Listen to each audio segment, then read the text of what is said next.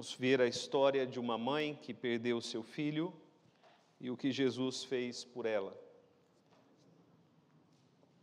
Lucas capítulo de número 7, do verso 11 até o verso de número 17. A ressurreição do filho da viúva de Naim. Lucas capítulo 7, do verso 11 até o verso de número 17. Em dia subsequente, dirigia-se Jesus a uma cidade chamada Naim. Iam com ele os seus discípulos e numerosa multidão. Como se aproximasse da porta da cidade, eis que saía o enterro do filho único de uma viúva, e grande multidão da cidade ia com ela. Vendo-a, o Senhor se compadeceu dela e lhe disse: não chores. Chegando-se, tocou o esquife, e parando os que o conduziam, disse: jovem, eu te mando, levanta-te.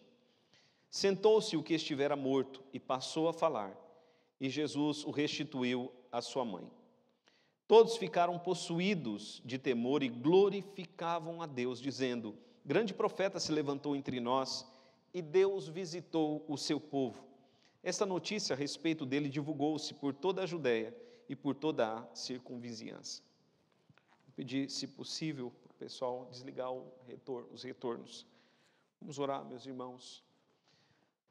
Pai querido, em nome de Jesus, ó Deus, mais uma vez nós nos colocamos diante de Ti e pedimos, ó Deus, a Tua bênção agora diante da Tua palavra. Pela palavra e pelo Espírito, o Senhor edifica a igreja, o Senhor fortalece o Teu povo, alimentando a Tua igreja, mas, Senhor, também pela Tua palavra, o Senhor traz salvação.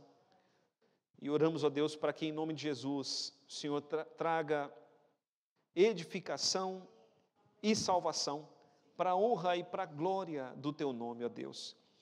Pedimos, ó Deus, fala ao coração de todos aqui, que ninguém saia daqui, ó Deus, sem ser movido pelo Teu Espírito, de alguma forma, segundo aquela forma a qual o Senhor pré-ordenou para cada um de nós. Colocamos assim, Pai, diante de Ti a nossa oração em nome de Jesus. Amém. Meus irmãos, quando nós olhamos para a vida da humanidade, nós vemos que as famílias, elas passam por dramas. Todas as famílias, em algum momento, acabam passando por dramas. Alguns desses dramas nós entendemos como naturais e outros nós entendemos como não naturais. Nós dizemos que é natural, embora não seja natural, nós dizemos que é natural um filho enterrar seu pai ou sua mãe. Mas não é natural um pai ou uma mãe enterrar seu filho. Nós dizemos assim, e diante da morte é muita dor, porque de fato nós não fomos criados para a morte, nós fomos criados para a vida, mas porque pecamos desde o jardim do Éden, e pecamos até hoje, o salário do pecado é a morte, porque pecamos então passamos a morrer. E esse é um drama, meus irmãos, esse é o drama que nós vemos nesse texto. Primeiramente, a mulher havia perdido o seu marido, e agora ela havia perdido o seu filho único. Diante dessa história, queridos, nós queremos destacar alguns pontos. O primeiro ponto é o drama da morte. Veja comigo ali o verso de número 12. Como se aproximasse, verso de número 12, como se aproximasse da porta da cidade. Eis que saía o enterro do filho único de uma viúva, e grande multidão da cidade ia com ela. Vemos aqui, meus irmãos, a viúva e seu filho. O jovem, naquele momento, era a família dela. Ela já havia perdido o seu marido. As viúvas, naquele tempo, elas eram pessoas que dependiam ou do marido ou do filho. E essa viúva e seu filho, eram pessoas muito queridas naquela cidade, na cidade de Naim. Eram tão queridas que uma grande multidão, vejam no texto, uma grande multidão acompanhava ali o cortejo. E sabemos que quando há muita gente num velório, Ou a família é importante, ou a família é muito querida. E aquela família, queridos irmãos, aquela família devia ser uma família muito querida. Naquele tempo, como nós dissemos, as mulheres eram totalmente dependentes dos maridos ou dos filhos homens. Os homens naquele tempo eram fonte de proteção, de alimentação, de amparo. Eram os homens que levavam adiante o nome da família.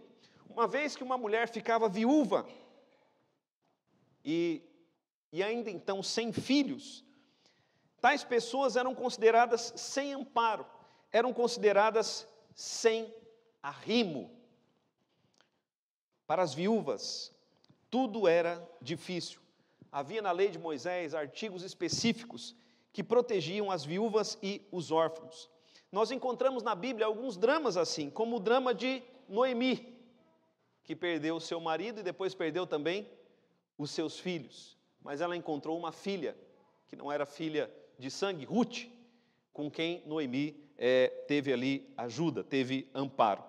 Queridos irmãos, a morte é um drama para todas as famílias. Mas a morte de um filho único, de uma viúva, certamente é um drama maior.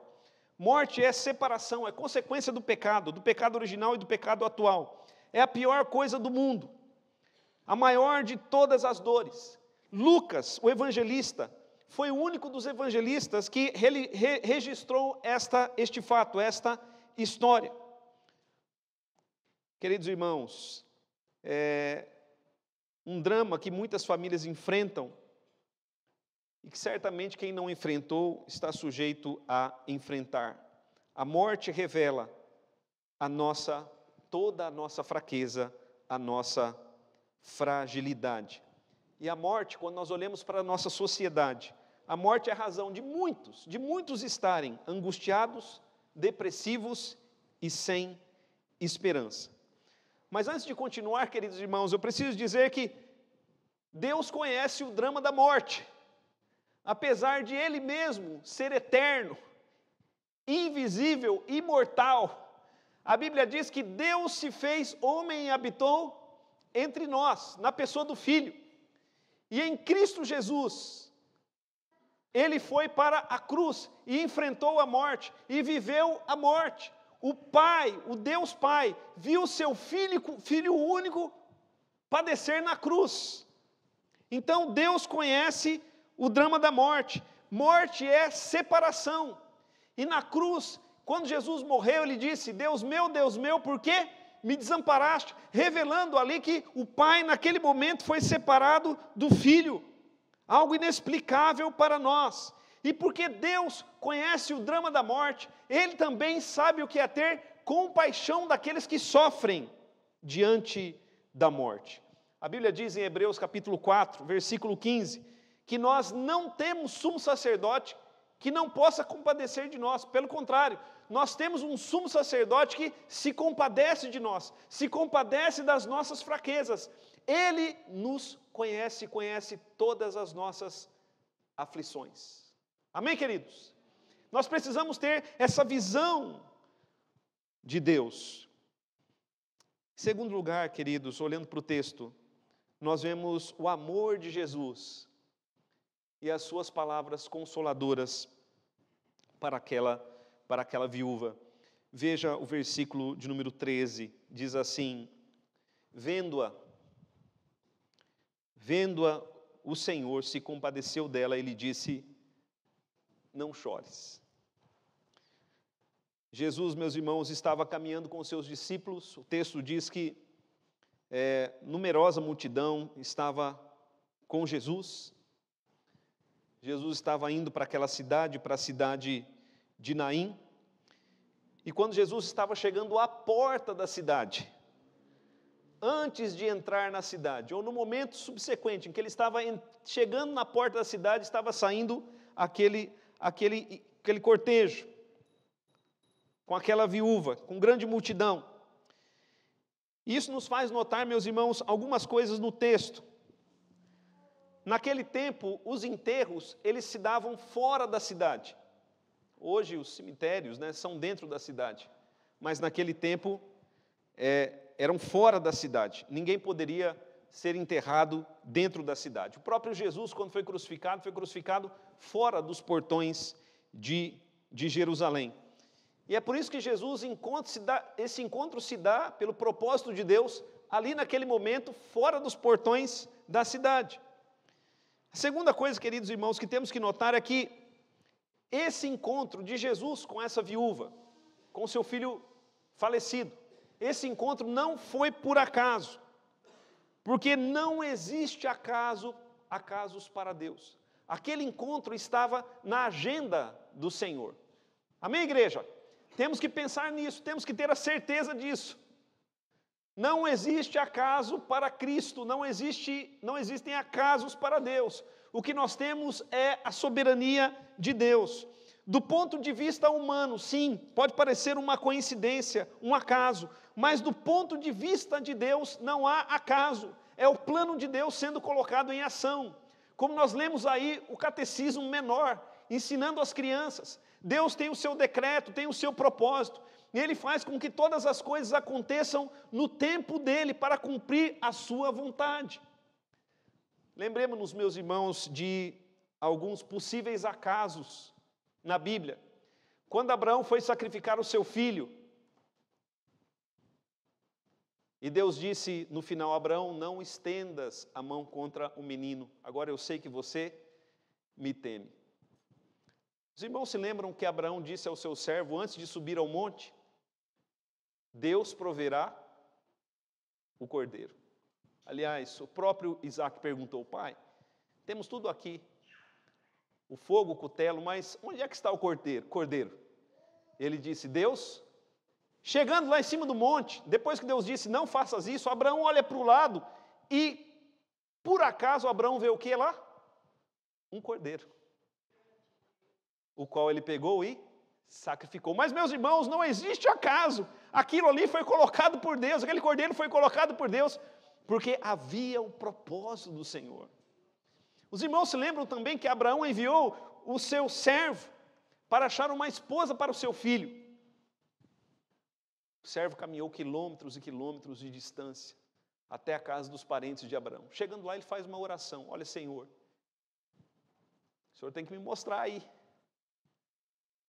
se há aqui alguma que seja a mulher para o Isaac. Por acaso vem quem?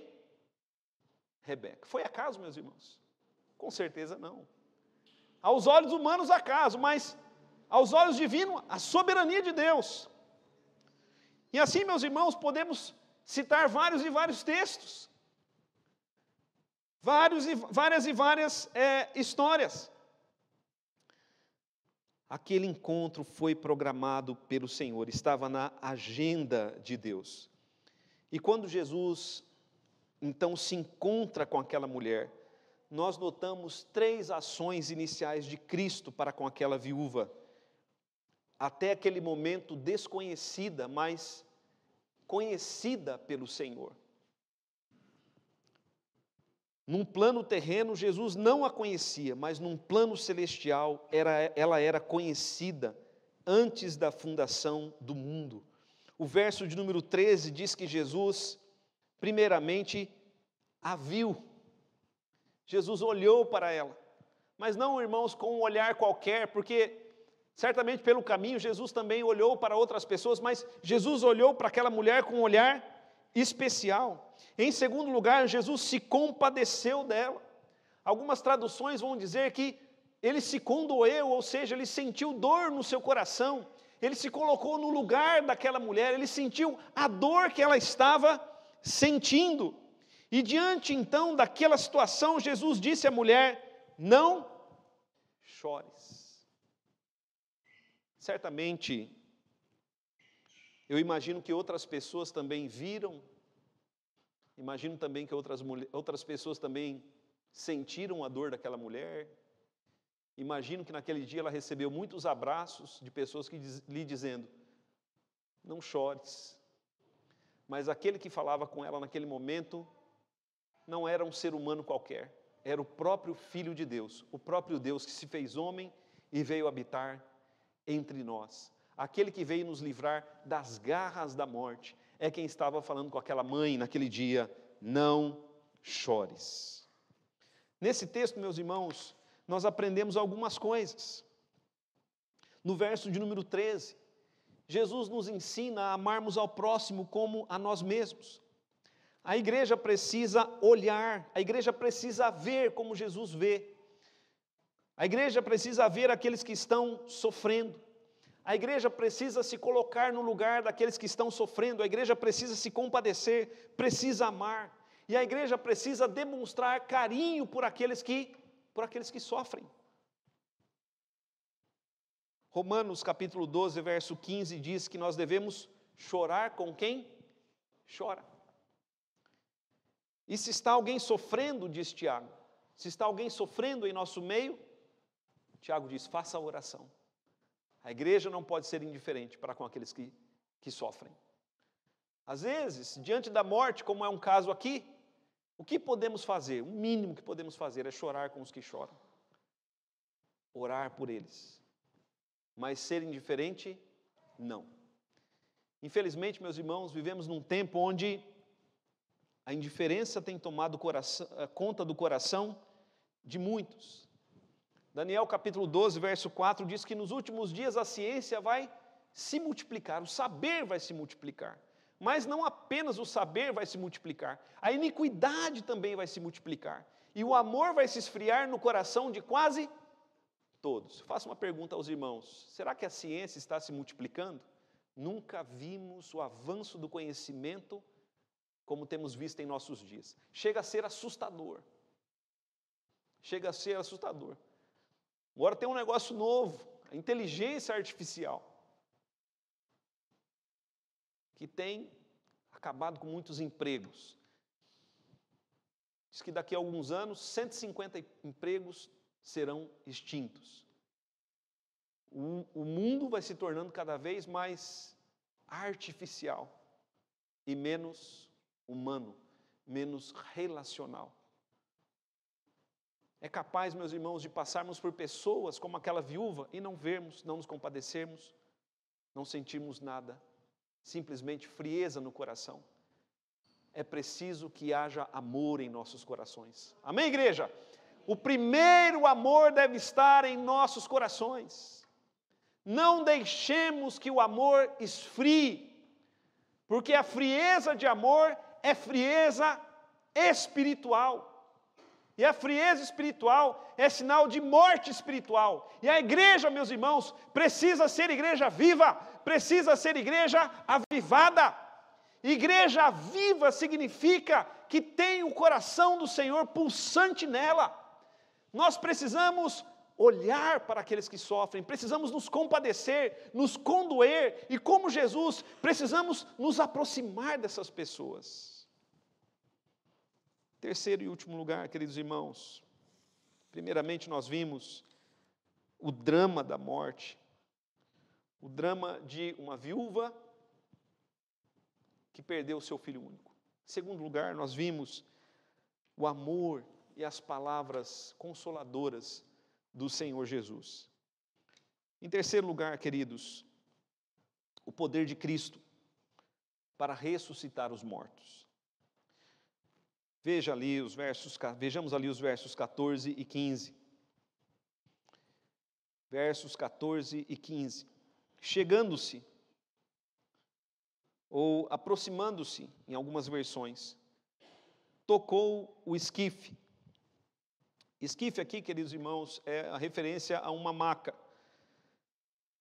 Naquela época não haviam caixões, as pessoas eram levadas numa maca. Imaginamos aqui uma maca sendo levada ali pelo no mínimo 4 homens. E o jovem estava envolto, provavelmente em lenços, naquela maca. Jesus chega e toca o esquife, toca a maca. Para um judeu, era proibido tocar numa maca como aquela. Especialmente um mestre como o Senhor Jesus. Aqueles que tocavam em macas que levavam mortos, ficavam impuros até o final da tarde, deveriam passar por um ritual de purificação, não poderiam entrar no templo. Mas Jesus se aproxima e toca o esquife, porque Ele é o Senhor da vida, Ele é o Cordeiro de Deus que tira o pecado do mundo. A morte não pode trazer contaminação para Ele, porque Ele é o próprio Deus. Ele toca o esquife, parando os que o conduziam. Eram duas multidões, lembre-se, uma multidão que acompanhava Cristo e uma multidão que estava com a mulher, com a viúva. Jesus parou o esquife, parando os que os conduziam, disse: jovem, eu te mando, levanta-te. Sentou-se o que estivera morto e passou a falar, e Jesus o restituiu à sua mãe. Queridos irmãos, no Antigo Testamento nós encontramos um milagre assim do profeta Elias, ressuscitando o filho único de uma viúva. O menino é ressuscitado e ele devolve o filho também à sua mãe, como Jesus faz aqui. Elias tipifica Cristo. E Jesus, como nós dissemos, estava indo a Naim com o propósito de ressuscitar aquele jovem. Nós cremos nisso. Cristo não foi a Naim por acaso. Ele estava indo naquele caminho com o propósito de ressuscitar aquele jovem. Não existe acaso para Deus. Haviam outras pessoas sendo sepultadas naquele dia, mas Jesus tinha algo com aquela viúva, com aquela família. Os irmãos se lembram quando Jesus entrou no tanque de Betesda? Um tanque que tinha 5 pavilhões. Centenas de enfermos jaziam ali. Mas Jesus foi em direção a um específico, um paralítico que estava ali há 38 anos. E Jesus foi para curar aquele homem. Assim como Jesus, quando foi para Samaria, Jesus foi em busca de uma alma, a mulher samaritana, que ele encontra tirando água de um poço. Não foi acaso aquele encontro, não foi acaso a ida de Jesus a Samaria. A Bíblia diz, era forçoso que ele passasse por aquele caminho, porque ele tinha que buscar aquela mulher. E Jesus, meus irmãos, vai para Naim com o propósito de restaurar a vida ao filho daquela viúva. O encontro das duas multidões na porta da cidade era para que testemunhassem um encontro da morte com a vida. A vida sobrepõe a morte. Jesus é a vida. Ele disse: eu sou a ressurreição e a vida. Jesus, então, meus irmãos, veja ali o verso de número 14. Parece que foi tudo muito rápido, porque Jesus tocou o esquife, eles logo pararam, e Jesus disse: jovem, eu te mando, levanta-te. Jovem, eu te mando, levanta-te. Meus irmãos, Jesus estava falando com um morto. Ele deu ordem para uma pessoa morta. Jovem, o jovem estava morto. Jovem, eu te mando, levanta-te. Só que para Deus, os mortos ouvem a voz dele. E Jesus é Deus. E aquele jovem, mesmo morto, ouviu a voz do Senhor e obedeceu. Porque veja o verso de número 15. Ele se levantou. Primeiro ele sentou-se, o que estivera morto, e passou a falar. E Jesus o restituiu à sua mãe. Meus irmãos, que algo tremendo. Que milagre tremendo esse realizado por Jesus. E por que Jesus realizou esse milagre? Ninguém precisou ter fé naquele dia. Jesus não deu show, não disse exerçam fé ou façam qualquer coisa. Ele simplesmente se compadeceu da mulher, tocou o esquife e deu uma ordem ao que estava morto, e o morto obedeceu. O milagre não aconteceu porque as pessoas tinham fé, e sim para que elas viessem a ter fé, para que vissem que quem estava diante delas era o próprio Messias. Nós também não vimos, meus irmãos, talvez algo semelhante assim, eu acredito que não, mas a Bíblia diz: bem-aventurado aqueles que não viram e creram, que não viram e creram. nós inferimos desse terceiro ponto algumas lições. Jesus está vendo o drama, o nosso drama, especialmente o drama daqueles que estão sofrendo por causa da morte. Jesus se compadece das famílias enlutadas. Jesus diz sim palavras de consolo, mas Jesus é o único que pode fazer a morte parar. E Jesus naquele dia fez a morte parar. E Jesus, meus irmãos, fará com que a morte pare para todos nós. Ele dará ordem aos mortos para que tornem a vida. Amém, igreja? Todos aqueles que já morreram, incluindo nós, se já morrermos, um dia o próprio Senhor nos chamará, e nós, dos nossos túmulos, ou aqueles que estão nos seus túmulos, nós sabemos se vamos morrer ou não. Talvez o Senhor volte antes, sejamos levados vivos. Mas o fato é, todos os mortos ouvirão a voz do Senhor e sairão dos seus túmulos. Eles ouvirão a voz do Senhor. Essa é a esperança da igreja. Jesus irá dar novos movimentos aos que morreram. E Jesus restituirá os mortos aos seus familiares. Quando nós olhamos para as ressurreições descritas na Bíblia, com exceção de uma ou duas, todas as ressurreições mostram os mortos sendo restituídos aos seus familiares. Como Elias restituiu o filho da viúva. Nós vemos Jesus restituindo aqui o filho dessa mãe. Nós vemos Jesus devolvendo Lázaro às suas irmãs. Queridos irmãos, os filhos serão restituídos aos pais, e os pais serão restituídos aos seus filhos. Amém, igreja? Você crê nisso? Esse é o poder de Deus. A ressurreição daquele jovem foi uma amostra, uma degustação da glória do Senhor. A glória mesmo será mostrada quando ele retornar na segunda vinda. Porque no último dia, dada a palavra de ordem e o ressoar da trombeta, os mortos ressuscitarão. Jesus, ele é o Messias. Amém, igreja? O nosso grande inimigo, o inimigo de todas as famílias, é a morte. Mas esse inimigo já foi vencido por Cristo, porque ele ressuscitou ao terceiro dia. Nós não devemos temer a morte, meus irmãos, porque a morte é um inimigo que já foi vencido, será destruído ainda, o último inimigo a ser destruído, na volta do Senhor Jesus Cristo. Mas Deus restituirá os mortos aos seus familiares, porque Ele é o Messias. Algumas aplicações práticas, meus irmãos. Eu separei aqui 4 aplicações práticas. Primeiro, o impacto de Jesus e daquele milagre na vida daquela viúva.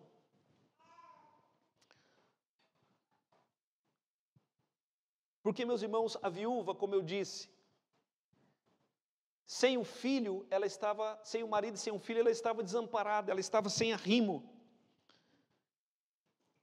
Mas Cristo restaura aquele filho, aquela mulher, restaura a ela o que ela havia perdido. Então este milagre, ele tem um impacto primeiro grande na vida da viúva. E quando nós falamos, meus irmãos, que Deus tem algo para a vida de cada um de nós, isso não é clichê, porque a Bíblia diz que todas as coisas cooperam para o bem daqueles que amam a Deus, são chamados segundo o seu propósito. No tempo de Deus, nós também veremos o impacto da graça e do milagre da vida em nossas próprias vidas. Segunda coisa, meus irmãos, é o impacto do milagre sobre as duas multidões. Porque uma multidão acompanhava Jesus e uma multidão acompanhava a viúva. E diante desse milagre, veja o verso de número 16. Todos que estavam ali, todos ficaram possuídos. tomados de temor, e glorificavam a Deus. Então, houve um impacto sobre as multidões, todos ficaram cheios de temor, e glorificavam a Deus, porque só Deus poderia fazer um milagre como aquele. Só Deus poderia ter feito algo tão grande. Queridos irmãos, nós temos que temer a Deus e glorificá-lo. Diante do testemunho tão grande como esse, de um milagre tão grande como esse, nós temos que temer a Deus e glorificá-lo, porque não há impossíveis para Deus. Os impossíveis para os homens são possíveis para Deus. Lá em 1 Coríntios é perguntado ao apóstolo Paulo: e como ressuscitam os mortos? Meus irmãos, é pelo poder de Deus. Deus criou todas as coisas do nada. Ele pode trazer de volta a vida. E Ele fará isso.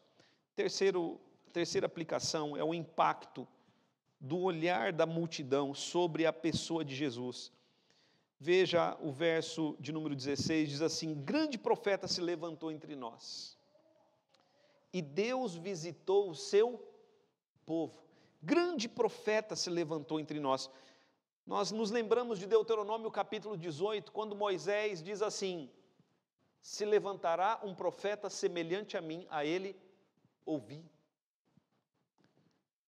E quando Jesus faz um milagre desse, Jesus está demonstrando que ele é o profeta do qual Moisés falou, ao qual todos deveriam dar ouvidos. Acontece, meus irmãos, que Cristo não é um profeta do passado. Cristo ainda é um profeta do presente. Porque as palavras de Cristo não passam. Quando nós lemos as Escrituras, nós vemos que Cristo fala hoje. Assim como Ele falou naqueles dias, Ele fala hoje. O que nós temos que fazer, meus irmãos, é dar ouvidos a Cristo. Porque Ele veio como grande profeta. E o profeta tem uma missão de ensinar o povo. O profeta não é aquele que fica trazendo revelação e manipulando a vida das pessoas, dizendo com quem deve se casar, se deve comprar esse carro ou não, se amanhã vai chover ou não. Meus irmãos, o profeta é aquele que anuncia a palavra do Senhor. E foi isso que Cristo fez. E aqueles que querem ouvir as profecias devem mergulhar nas Escrituras. Porque pela palavra o Senhor nos fala. Amém, igreja? Lembra no caminho de Emaús? O que disseram os dois que caminhavam com Jesus ali? Não nos ardia o coração quando Ele nos expunha as Escrituras? Jesus expôs as Escrituras como profeta. E as Escrituras nós temos diante de nós hoje. Mas veja que lindo, meus irmãos, ali o final do verso 16, onde se diz assim: Deus visitou o seu povo. Deus visitou o seu povo. Essa era uma expressão dos judeus. Eles pediam a visita de Deus. Sabe quando Deus parece que não está olhando para nós? E diante de um milagre tão grande, eles disseram: Deus nos visitou. Essa expressão, ela pode ser traduzida por: Deus veio cuidar do seu povo. Amém, igreja? Deus veio cuidar da gente. Com o amor que Ele tem, com o cuidado que Ele tem, com o seu socorro, com o seu resgate, com o seu amor paternal, Deus visitou o seu povo. Meus irmãos, se há algo que nós precisamos é da visita de Deus. E devemos orar por essa visita.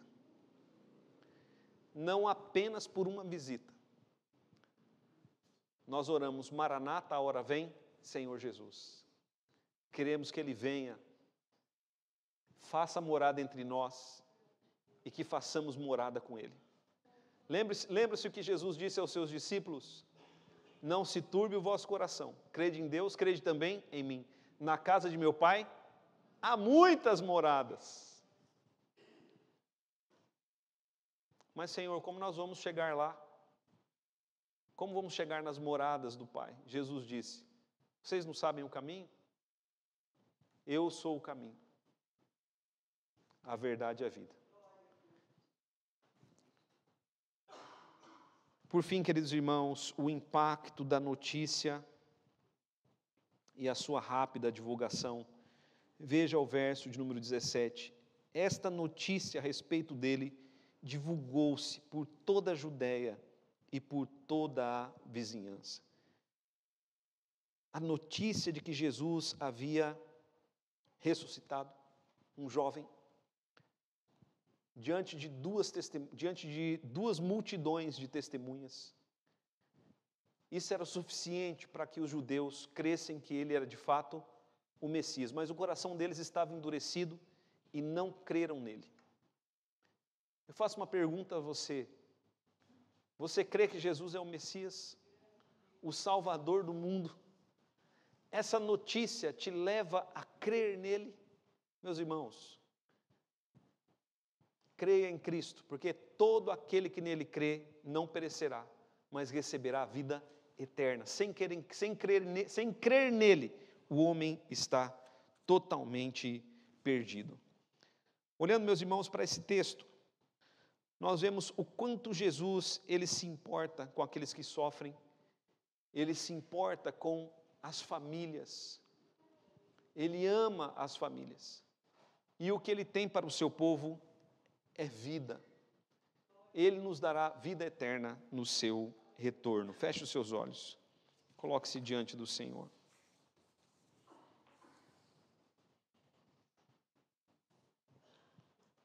Pai bendito, nós nos colocamos, ó Deus, diante de Ti. O Senhor sabe, ó Deus, o Senhor conhece aqueles que sofrem, o Senhor está vendo o drama daqueles que estão sofrendo, especialmente aqueles que estão sofrendo, nesse momento, o drama da morte, ó Pai. Enquanto nós estamos aqui cultuando, muitos estão, talvez, em suas casas, chorando, depressivos, angustiados. Pai amado, que nós como igreja possamos ser levados pelo Teu Espírito até os que sofrem, que nós possamos olhar como Jesus olhou, se compadecer como Jesus se compadeceu, e que possamos, ó Deus, levar a eles a Tua palavra consoladora. Se há uma esperança para os que sofrem, é o Evangelho. Se há uma esperança para aqueles que perderam entes queridos, essa esperança é Cristo, que trará aqueles que morreram novamente à vida. Pai querido, em nome de Jesus Cristo, nós pedimos pelas famílias, assim como o Senhor amou aquela viúva e aquele jovem, o Senhor amou aquela família, pedimos, ó Pai, dispensa também sobre nós, derrama sobre nós da Tua compaixão, da Tua graça e do Teu amor. Sabemos, Pai, que alguns aqui em nosso meio não estão passando pelo drama da morte como aquela mulher, mas passam por dramas difíceis, problemas angustiantes, e nós pedimos, ó Pai, visita essas pessoas, olha para elas, ó Deus, com a mesma compaixão com que o Senhor olhou, com que o Senhor Jesus olhou naquele dia para aquela mulher.